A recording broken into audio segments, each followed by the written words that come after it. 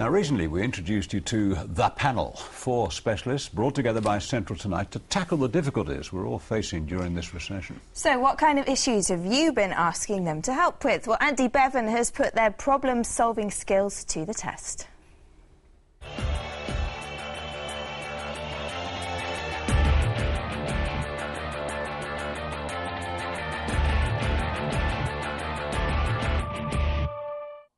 Since we brought together our team of experts to help you deal with the economic downturn, you've been emailing us and writing to us with a multitude of questions.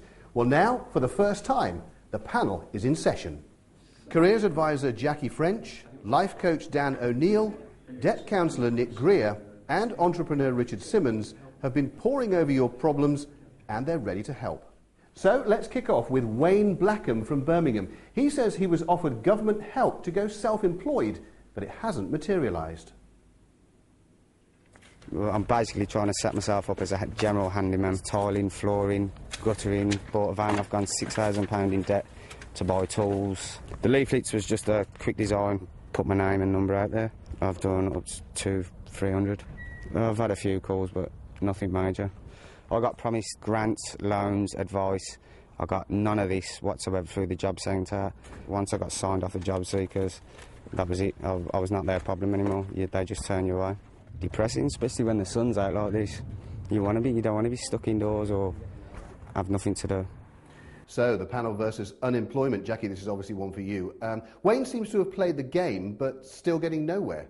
Wayne has a number of different skills, and ideally what he should be looking at is maximising his opportunities. The flyers are a great idea, but what he should do is perhaps do a skills audit with Next Steps. He could also contact Advantage West Midlands and Business Link, and those two organisations will help him with some sort of start-up business and profiling and marketing, and also give him information about contacting the Inland Revenue eventually about how to manage his tax returns. If he's got a great idea, he should go with it. And of course the panel will be giving detailed one-to-one advice to everyone that we feature. Right, next to Nottingham and 28-year-old Jason Hardy. Now he's living on benefits and the bills are mounting up. I was working for DHL at Simmons Airport, but then I got depression, and of course I've been out of work since February. My income is incapacity benefit, so I only get £160 a fortnight. My normal flat bill is like £200 a fortnight, so I'm always behind about £40 each fortnight. I got a loan because I was living with my parents at the time, and I've been finding it really hard to pay back, and it's the same with other loan people. What I want the panel to do is help me talk to the people that I owe money to, and to see if they can get the money down a bit more. I'm struggling, I only can pay what I can pay. So, the panel versus debt. Nick, I guess this is going to be a story a lot of people are familiar with. That's true. Jason's really struggling. He's paying out more than he's getting in. Clearly this isn't sustainable. Creditors would prefer something rather than nothing. So what I've suggested is that what we do is look at a creditor's arrangement. That is a reduced amount of money paid to the creditors, and it's better than the alternative, which might even be bankruptcy. Well, Jason, you'll be hearing from Nick in the next few days. Now, of course, not everyone wants the panel's help with debt. Noble Smith contacted us to say he's trying to reinvent himself after redundancy. For him, it's the panel versus obstacles. I was made redundant in February. I've been playing as a musician over 15 years now, so I decided I'd like to teach music, in particular piano, and teaching individuals how to play piano by ear. And I teach 4 hours a week. Then number 5. Unfortunately, it's not bringing in the income that I really need, really. It's a brilliant idea, but I could only get so far with it on my own, so I'm looking for the help, really, to push it forward and make it something that's more accessible to people. Excellent. Well, straight to our resident entrepreneur. Richard, you started lots of successful businesses. What's Noble doing wrong?